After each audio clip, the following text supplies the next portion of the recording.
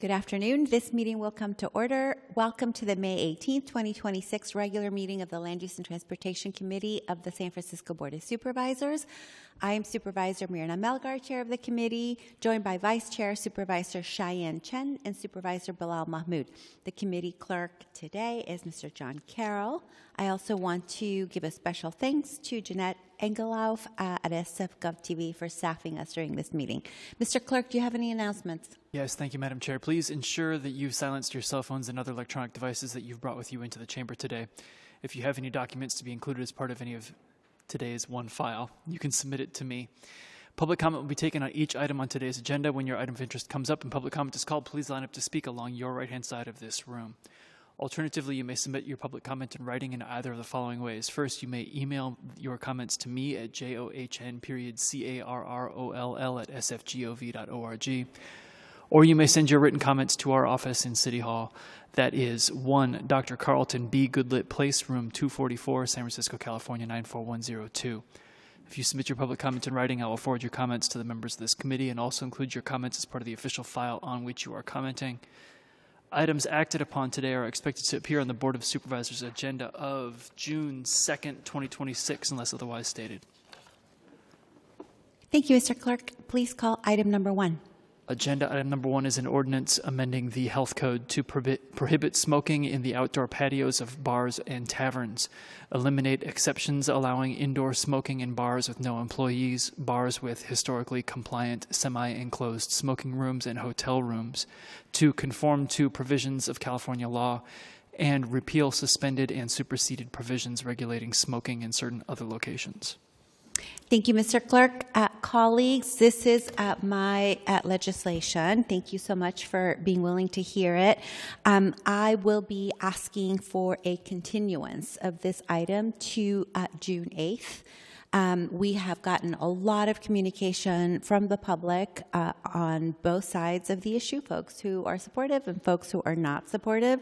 But most importantly, I have engaged with some of my colleagues and the mayor, who has offered to help us through this process by bringing people together and seeing if we can come up with a timeline and amendments that work better for folks. And I am completely open to that. I welcome the help from both the mayor and my colleagues who are seeking to have a path that is not as contentious. So with that, I will be asking for your support in continuing this item to June 8th.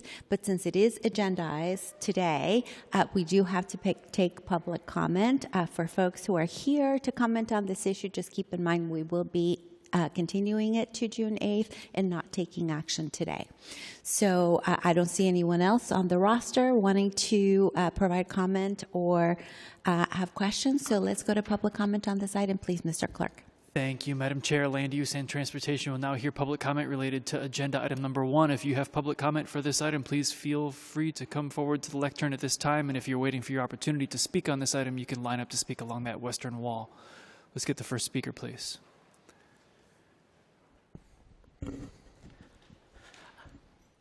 Hi, my name's Sophie Lewis. I'm a manager at El Rio, which is a D9 legacy business. I've been an employee there for about 10 years. I'll just like to express opposition to this, particularly from the perspective of running an independent venue in San Francisco. I think everyone in this room probably knows that it has been a very difficult last decade, honestly, of trying to run an independent venue here. And more of those spaces are closing in San Francisco. Bottom of the Hill, the Parkside. It's frankly ridiculous how few truly independent venues there are. El Rio has mostly, for most of our 40-year plus history, allowed smoking on our patio, and that is one of the reasons that people do come there, and it would affect our income significantly to have smoking removed, especially quite so suddenly. And yeah, I think that it would be very difficult also from the perspective of our employees to be put in charge of enforcing this, especially in a space where historically smoking has been allowed. I think, once again, everybody in this room knows that it is very difficult to make a living in San Francisco on service industry wages, and putting the burden of enforcement on employees who are already struggling to survive right now in San Francisco puts one more barrier in the way of people having a successful life in San Francisco. And yeah, I think that's it. Thank you. Thank you for your comments. Let's have the next speaker, please. Hello, my name is Sabatino Fusco. I am a bartender and non-smoker at El Rio Your Dive. I am opposed to this ban mainly for the reasons that my coworker Sophia stated, that one of our main draws is our back patio. We have daytime parties where people are dancing and having fun in the sunlight, and of course there's smoking back there. And it's a big draw for people to be having their alcoholic drinks and have a cigarette or vape or whatever they do, back there. And I just feel, as a minimum wage worker, to put another policing cap on me on patrons that come in is just more, oppressiveness of trying to have people have fun. And, that's the purpose of our job, is to have people come in and be entertained and have a good time, and to have to, wag my finger at them for saying no and then push them out into the street where they're out on a public sidewalk clogging up and congesting that just seems, redundant. So yes, I am opposed to this. I feel it's not a necessary thing, and that we are adults. We're in an adult space, and we have the choice whether to do what we want in those spaces, whether it be smoking or not smoking. And as stated, I'm a non-smoker, but I don't care if people are smoking around me, and I'll move if I need to. We're adults, and we can make those decisions. So thank you for your time. Thank you for your comments. Next speaker, please. Supervisors, how are you? Thank you for taking the time to listen to public comment on this matter today.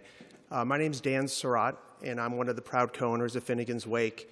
My business partner, Tom Frankel, started the bar 50 years ago in 1976 in Noe Valley. And he had the privilege in '89 to moving the bar to the old mod space when Ricky Stryker was retiring. And so we have a beautiful beer garden. If you've not been there, please come by anytime. Since we've been at the Coal Valley location since '89, we have not received one complaint ever about smoking in the backyard. So if this was an issue, we would make adjustments, and I would think that this matter would be more relevant to our current times, but it's not. And we have so many important things for this city to be focusing on. We should not be in the press for this type of legislation. So I respectfully request that you guys kill this matter at committee, and this does not go on any further. Thank you very much. Thank you for your comments. Next speaker, please. Good afternoon. My name is Steven Torres. I'm a nightlife worker, former entertainment commissioner. I am heartened to hear that there are amendments and that there has been help from the mayor's office, although I will ask that you do withdraw this ordinance. I feel that in terms of what it will do to our industry, the impacts are only negative. We will be tasked with both being the enforcement, and we will also be the targets of penalties if we cannot make that enforcement happen. There are lots of ways in which I believe that there could have been outreach done in advance of this, not after the ordinance was already introduced. So I think it is a little bit of a cart before the horse. I've heard of a long runway. I've heard of framing around like we're just creating a conversation. I think if that was true, we would be having a hearing on the impacts of smoking or the state of the nightlife industry, not an ordinance. I think that that is the work that we entrust for our representatives to do in advance of any legislation. And frankly, the city has a lot of opportunities in which they can directly enforce against things that create health hazards like smoking. I was just on the 9 on the way here. There was plenty of smoking of all kinds of substances happening on that bus. And so that is a way in which the city could be enforcing directly. So I feel, all due respect, that the city has lots of opportunities to do their job here instead of making ours more difficult. Thank you. Thank you for your comments. Next speaker, please. Hi, Hi, my name is Tatiana, and I'm here speaking on behalf of Youth Leadership Institute, a local youth development Can you nonprofit. please put the mic closer to your mouth just so Yeah. that we can hear you? It's not picking Yeah. up. Thank you. A development nonprofit serving youth ranging from 14 to 24.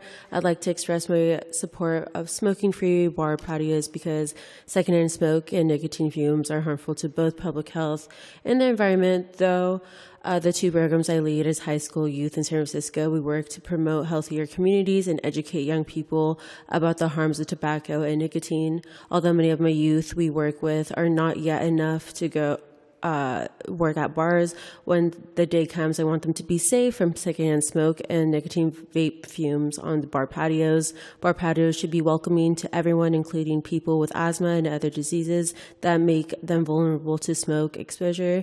Our youth are working hard for the world without nicotine addiction. They know that smoke-free bar patios can help inspire friends in their smoke of vape to quit. Please vote yes today to make San Francisco to become a little safer for the future of our youth. Thank you. Thank you for your comments. Next speaker, please. Hello, my name is Justin Dozel. I own 2 bars in San Francisco. I'm also the president of Small Business Forward, which represents a number of other bars. I'm glad that we are having this conversation. I've had many conversations about this issue since it came up. They have been overwhelmingly negative. Businesses, patrons, people who believe the city could be doing so much more to help our small business community, rather than finding a problem we can all agree is real and taking the stick to small businesses to enforce and solve that problem. This will have real, substantial effects on small businesses' bottom line as they are still struggling to come out of the pandemic. As we've heard, the burden of enforcement will go to small business workers who already have so much to do, and fines associated will go to the small businesses themselves. It's an issue that I think we can agree there should be so much more done on all the things that we face as business owners in San Francisco, rising rents, for example. So I urge you, please vote no on this. Thank you so much. Thank you for your comments. Next speaker, please. Hello. My name is Julian Ensworth. Good afternoon, supervisors. I run a small bar in the Mission District. I just want to say that I'm aware that there has been a continuance placed on this proposal, but I'm here to give public comment as it stands.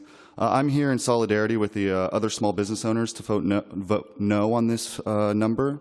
As I see it, we have more pressing threats to public health in San Francisco, and coming after the few smoking patios left in the city will damage small business and do nothing to dissuade smoking at large.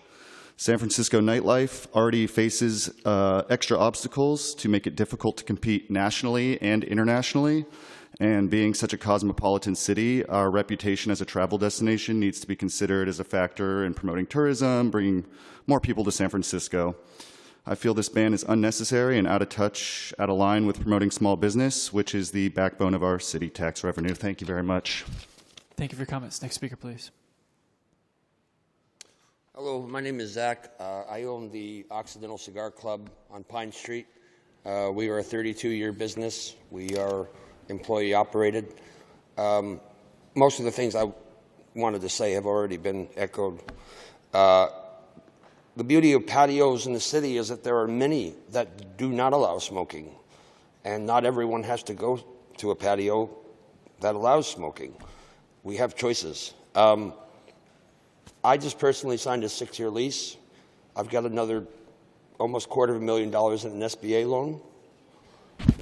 I just signed a 6-year lease. I have another $250,000 in an SBA loan that I'm paying off post-pandemic. The reality is that I don't think you can say that you support small business and on the other hand have this thing go through. It will kill me, it will kill the cigar bar, and it will gut slowly everyone else who's spoken here.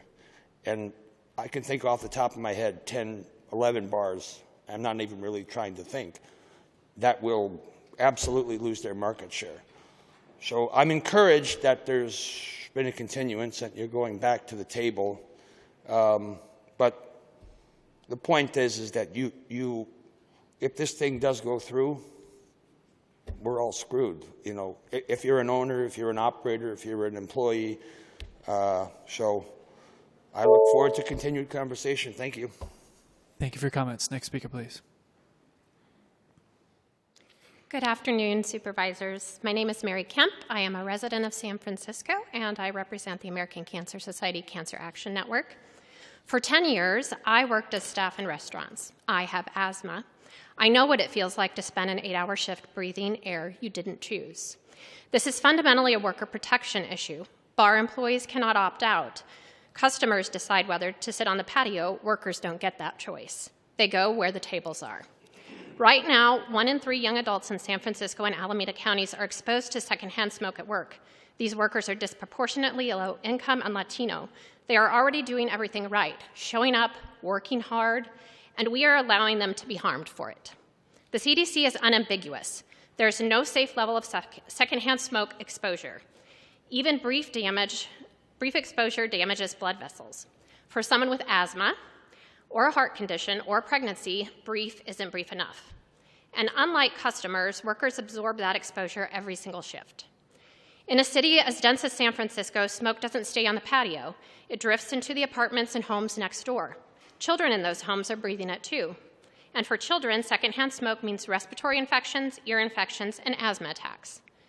When your livelihood depends on your employer, you learn not to complain about the conditions. That's not consent, that's economics.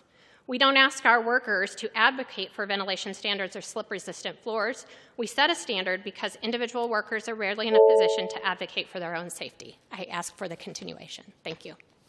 Thank you for your comments. Next speaker, please.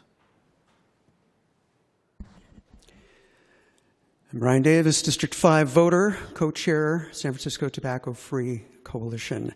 The so-called choice to smoke is heavily influenced by a powerful addiction to a deadly drug that for nearly everyone who smokes started in their teens when their brains were developing. Nicotine rewires the brain so it feels like it can't function normally without it, making it extremely difficult to make any other choice but to smoke. So do we accommodate that addiction, or do we work to end it, to help people free themselves from the chains nicotine wraps around their minds and the damage smoke and vape chemicals does to their bodies? We know that increasing smoke-free areas helps people quit. If smoke-free patios helps just one person get the extra incentive they need, isn't that worth it? Are we really trading human lives just to calm the fears of financial losses that decades of research show won't happen? If smoke is nearby, you'll breathe it, and there is no safe level of secondhand smoke exposure. If it's on the sidewalk, you might have to walk through it, but at least you can get away from it. On a bar patio, there is no escaping it. People say if you don't like it, go somewhere else, but there are other reasons to be on a bar patio than smoking. What if a band you love is playing there? What if this is where you find your community, but your health is at risk? Intersex community leader David Strachan, who couldn't be here, wrote in his letter to you, quote, "I often go to my neighborhood bar to socialize and visit with friends and neighbors. While this has been quite pleasurable and beneficial to my mental health, sitting on its outdoor patio and being exposed to secondhand smoke has not been beneficial to my physical health, as I'm immunocompromised and get bronchitis easily. If the smoking folks who I want to socialize with are on the patio, I have to endure the smoke in order to connect with them," unquote. And we support the continuance. Thank you. Thank you for your comments. Next speaker, please. Good afternoon, Supervisors. My name is Liz Williams with Americans for Non-Smokers' Rights. We're a nonprofit based in the Bay Area for the last 50 years. We strongly support the proposal to end smoking and vaping on bar patios, and this will help everyone involved breathe air that is free from the health risks of secondhand smoke exposure. This ordinance, as currently proposed, would create a level playing field so that all bars are on the same footing. Not only will it provide equal health protections, but a simple, strong, and fair law makes it easier for everyone to understand, follow, and comply with the law. San Francisco has been a leader and innovator in tobacco prevention, but this is not a new idea. More than 120 other cities and counties in California, including San Jose and Oakland, already implemented smoke-free bar patio laws. These laws work well in practice, and cities have not rolled their laws back. The majority of people simply follow the law when there's good signage and awareness. People just step out to the curb, have a smoke, and come back inside. That's proven over and over again in cities around the state and around the country. I also want to highlight that at A&R, we often hear from workers who don't like breathing secondhand smoke, but they feel like they don't have a choice if they want to keep their job, and they don't feel comfortable speaking up about it. They love where they work, they love being part of the dynamic hospitality industry, but breathing smoke night after night, it's harming their health, it's harming their ability to do their job, and we think that people should not have to choose between their health and their paycheck. I encourage you to support this reasonable health and safety regulation as written to allow more people to breathe air that's free from toxic secondhand smoke exposure. Thank you. Thank you for comments. Next speaker, please. Good afternoon, Supervisors. My name is Liz Hendricks. I'm the Government Relations Director for the American Cancer Society Cancer Action Network, or ACS-CAN. ACS-CAN stands in strong support of the Smoke-Free Bar Patios Ordinance in San Francisco. We believe that all San Francisco residents deserve to breathe clean air in all indoor and outdoor spaces, and we're concerned about the health of the neighbors and families who are exposed to the dangerous secondhand smoke that drifts from bar patios into their houses. While bargoers do have the ability to choose which bars they want to attend, many families living next to these bars do not. This includes many children, seniors, and people who are at an increased risk of respiratory illnesses and decreased lung function. There's no safe level of secondhand smoke exposure, and even a brief exposure can cause immediate harm. Secondhand smoke exposure has been shown to cause respiratory infections, ear infections, and asthma attacks in children, and in babies, secondhand smoke can cause sudden infant death syndrome, or SIDS. While ACS-CAN understands the economic concerns that many of the bar owners and employees have shared today around this ordinance, evidence has consistently shown that smoke-free air laws do not result in the long-term loss of revenue for businesses or business establishments that adopt these types of policies. There's a 2005 study of California's statewide 1995 smoke-free restaurant law that found that the law was associated with an increase in restaurant revenue, where similarly, the 1998 smoke-free bar law was associated with an increase in bar revenues. And additional studies have found similar results in other states. We urge you to support this ordinance. Thank you. Thank you for your comments. Let's have the next speaker, please. Hi there. My name is Brian Sawyer, and I live in San Francisco's 10th District. I'm here to speak in support of Supervisor Melger's proposed policy. For 20 of the 30 years that I was a service worker, I lived in states that had no secondhand smoke protections. I had tried unsuccessfully to stop smoking for many years. Due to the constant exposure to secondhand smoke in the workplace, indoors and out, I couldn't. Then I moved to San Francisco and was finally able to quit smoking while serving in a restaurant blocks away from here 22 years ago. I'd like to share a quote from a former bar worker recently recorded at a San Francisco Pride event. I worked in bars for years when you could smoke in bars. When the law changed and you had to smoke outside, it actually resulted in more people quitting and really resulted in a good effect, a more healthy effect. Also, just as a bar worker, you're really entitled to have health and safety as part of your job. And having to be in an environment that has smoke, harmful chemicals, and secondhand smoke, even outside, has a huge detrimental effect. I have support forms to give you signed by 13 patio bar workers and a patio bar co-owner. 2 of them work at bars on the opposition's petition list.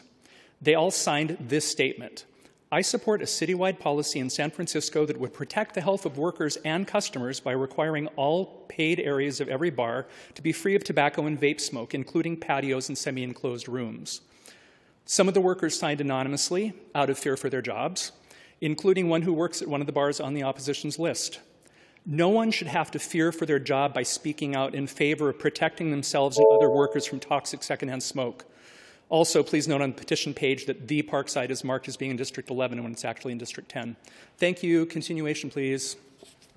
And thank you for your comments. You can leave that on the rail. I'll retrieve it in a moment. Oh, I'll keep them until I can hand them to someone. Okay. Next speaker, please. Good afternoon, Supervisors. My name is Joseph Hayden, and I'm one of many would-be patrons of bars with patios if I felt welcome to inhale unpoisoned air there. San Francisco has long prided itself for being a progressive trailblazer. We were one of the first cities to protect workers by banning indoor smoking in the 1990s, yet today we have a glaring public health blind spot. Parks, restaurants, patios, and indoor spaces are rightfully smoke-free by law. The outdoor patios of our bars and taverns are still caught in a toxic blue-gray haze. It's time to pass an ordinance that finally makes bar patios smoke-free, like the other 2 large cities in the Bay Area have seen fit to do. So this isn't just about the nuisance of a bad smell. It is a measurable health crisis. A recent UCF study tested the air on San Francisco bar patios where smoking is permitted. I was proud to be part of that study, although it literally made me ill. 6 out of the 9 locations registered in the EPA's unhealthy air quality range, with 1 hitting the hazardous threshold. Among friends, particularly as we age, the harms of cancer, asthma, HIV, and diabetes are all examples of immunocompromised. These people should not have to plead for clean air. To suggest that we stay home if we don't like it because it's part of our culture is completely concocted and abhorrent. I feel this particularly as a gay man myself, and that's tantamount to saying that meth is an inherent part of gay culture. So I fully support the ordinance. Thank you. Thank you for your comments. So the next speaker, please. Hello, my name is Nicole Burnett, and I am representing Zeitgeist. And we stand in solidarity with the following establishments and businesses and organizations in opposing this ordinance: El Rio, Small Business Forward, The Stud, Horsey's Market and Saloon, Casements, Mothership Bar, Mother, The Alembic, Powerhouse Bar, The Parkside, The Laundry Corner, Kilowatt, The Napper Tandy, 540 Bar, Finnegan's Wake, SF Dyke March, and the National Harm Reduction Coalition. While we respect the board's concern for public health, we believe the legislation is misguided in its scope, timing, and priorities, and we urge the board to reject it. Thank you for your comments. Next speaker, please. Hi, my name is Peyton Daniel. I'm here also representing Zeitgeist, and we are here to oppose the ordinance for banning smoking in patios. The outdoor patio smoking bans strikes at establishments that have, in many cases, built their entire business model around the legal use of these spaces. Cigar bars, legacy neighborhood taverns that serve a clientele with well-established preferences. These are private businesses hosting consenting adults. The exception that allows smoking in bars with no employees and in historical compliant semi-enclosed smoking rooms was not a loophole. It was a deliberate and reasonable accommodation of real-world business diversity. Eliminating these exceptions will force some establishments to close entirely or to lose a critical portion of their customer base at a time when San Francisco hospitality industry has not fully recovered from the compounding crisis of the pandemic, downtown vacancy, retail flight, and public safety concerns. The city's restaurant and bar sector lost hundreds of businesses in the past 5 years. This is not the moment to pile an additional restriction. Thank you. Thank you for your comments. Next speaker, please.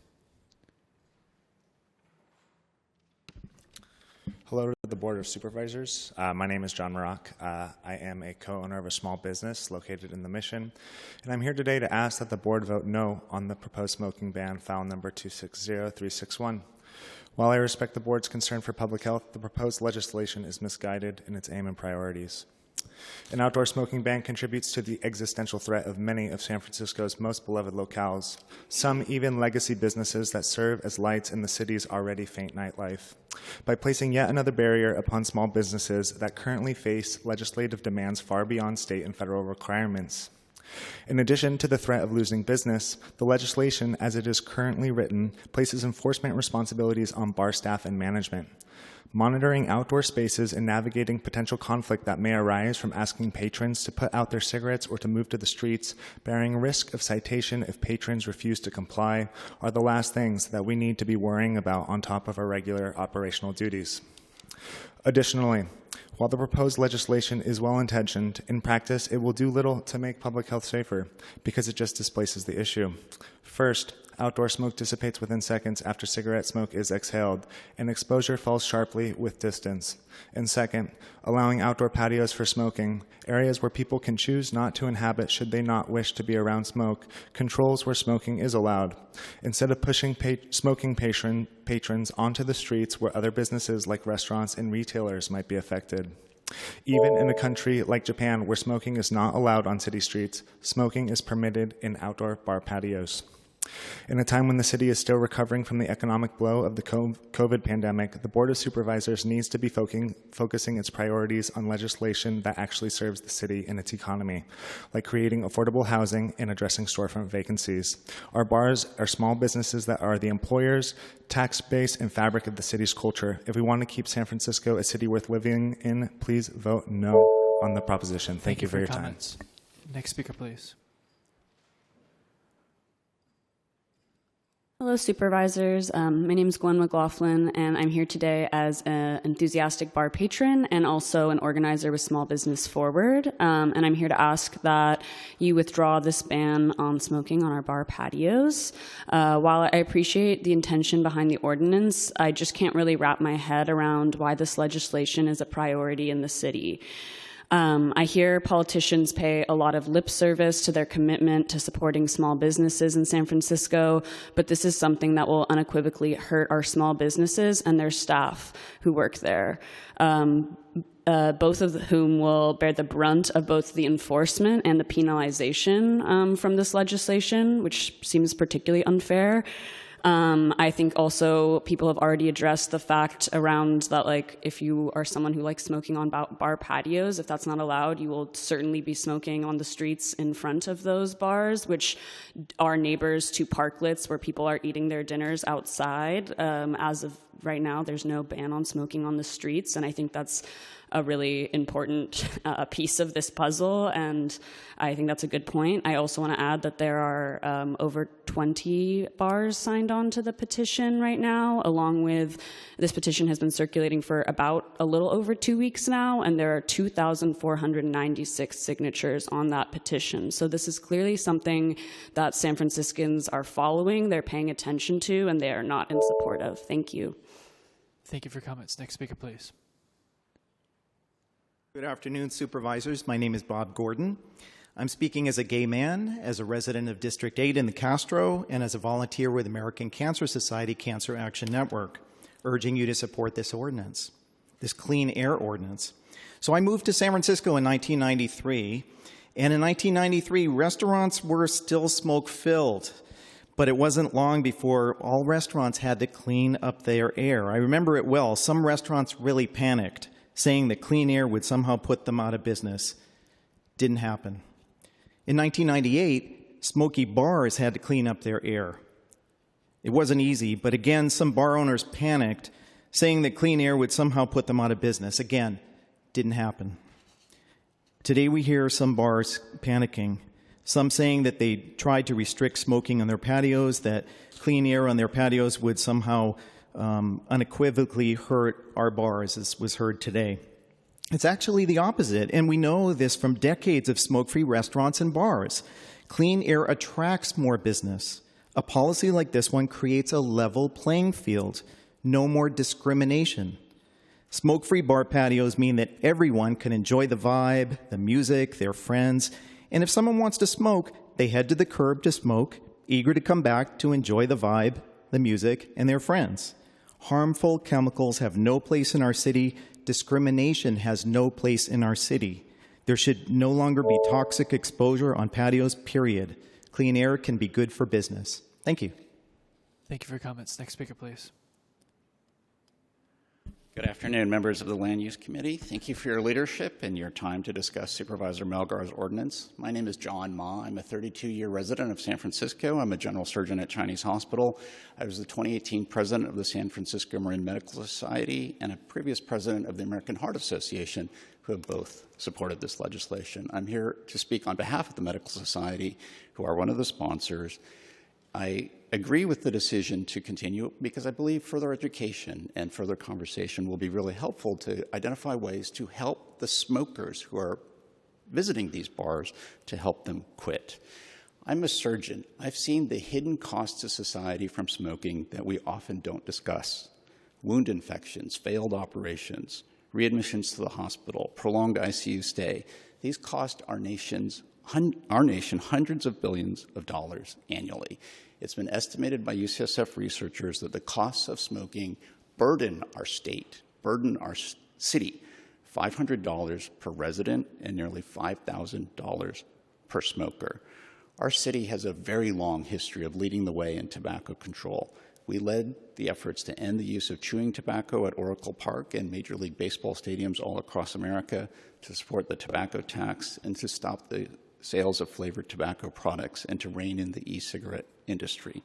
We're here now because in 2014, Supervisor Eric Marr led efforts to end smoking on restaurant patios.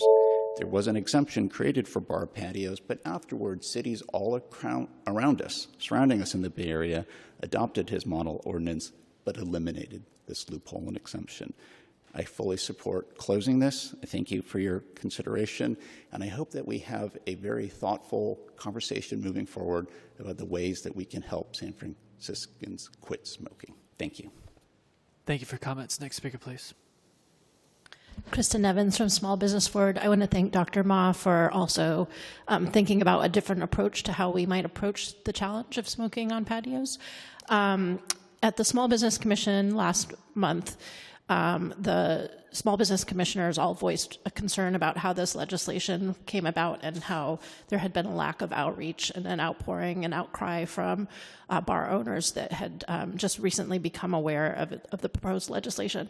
A lot of bars have been really innovative on things related to public health, providing condoms for HIV prevention, lids for cups to avoid roofies, Narcan distribution to help prevent overdoses. We care about our patrons, and we want to see health solutions. But I do think this also needs to be balanced with very real business plans. I don't think it's fair to discount what these bar owners are telling you, that there's a significant amount of clientele that come to their business to use their patio for smoking. There's also on the same docket of the Small Business Commission, there was the proposal to add cannabis cafe licenses. And so on one hand, the city is saying, let's discourage smoking, but on the other hand is also permitting and licensing smoking in cafes and indoor spaces. So I do think that there's a balance to be struck, and I appreciate that we might find a path forward that brings the businesses along and also does it in a way that won't hurt them financially so that they'll be forced to close. Thank you. Thank you for your comments. Next speaker, please. Good afternoon, Supervisors. My name is Amanda Webb. I want to express my support for this ban. I'm a volunteer for American Cancer Society Cancer Action Network and a resident of District 5, and I want to reiterate that the CDC states that there's no safe level of exposure to secondhand smoke. As a stage 4 colorectal cancer survivor and once having been immunocompromised, it takes logistics when determining what's a safe environment for someone in that situation. And I support this ban to eliminate that barrier and make it an equal playing field for all. Thank you. Thank you for your comments. Do we have anyone else who has public comment for this agenda item? Madam Chair. Okay, with that, public comment on this item is now closed. Colleagues, as you could hear from public comment, people feel very differently on this issue. I do think that there can be a path forward that negotiates timing, definitions, enforcement, all of these things. I don't want to withdraw this legislation because I think it is a legitimate public health issue. I understand that it will affect the business plans of businesses, and I definitely don't want to harm businesses. I also think that we live in a 7-by-7 square mile city that is very dense with rent-controlled units above many of these patios where people really don't have a choice whether to move, because we are in one of the most expensive cities in the country where giving up your rent-controlled apartment is actually a big deal. So I think that there's multiple points at which people can have different interests, desires, dreams, hopes. I totally get that. And for us in the legislative branch, that's our job, is to come up with a path forward that weighs the different dreams, hopes, and desires of constituents in our city. And I want to thank everyone who came from the community, for the business owners who are worried about your businesses. I want to make sure that we support you, but also that we support the public health and the folks who have not given their consent to breathing smoke when they can't get away from it. So I think both things may be possible. We will continue working on it. So therefore, colleagues, I ask that you support me in making this motion to continue this item to the June 8th meeting, and I gladly welcome the help from my colleagues who have offered help to try to bring people together and come up with some amendments. Mr. Clerk. A motion offered by the chair that the ordinance be continued to the June 8th, 2026 meeting of this committee. On that motion, Vice Chair Chen. Chen, aye. Member Mahmoud. Mahmoud, aye. Chair Melgar. Aye. Melgar, aye. Madam Chair, there are 3 ayes. Okay, that motion passes. Mr. Clerk, is there anything else on our agenda? There is no further business. Okay, we're adjourned. Thank you.